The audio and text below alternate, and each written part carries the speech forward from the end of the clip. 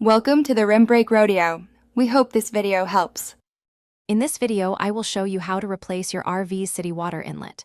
First, gather your essential tools, including a screwdriver, a wrench, and some RV-grade sealant. It's crucial to ensure your RV's water system is completely drained and depressurized before you begin.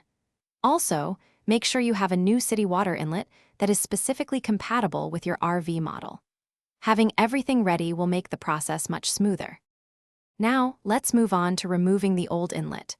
Begin by carefully disconnecting all water lines from the back of the existing inlet. You might need a wrench for this.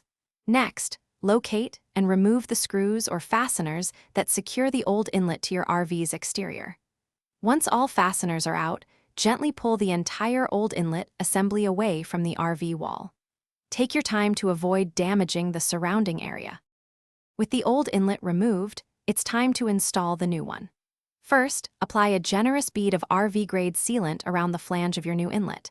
This is vital for preventing leaks. Carefully position the new inlet, making sure to align all the screw holes and any internal water connections.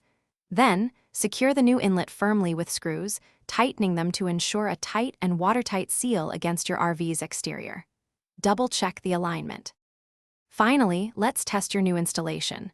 Reconnect all internal water lines to the newly installed city water inlet. Once everything is connected, slowly pressurize your RV's water system.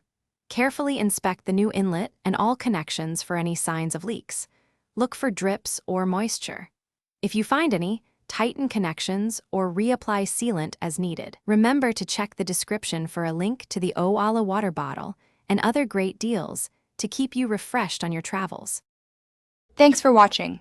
Consider subscribing if we helped you.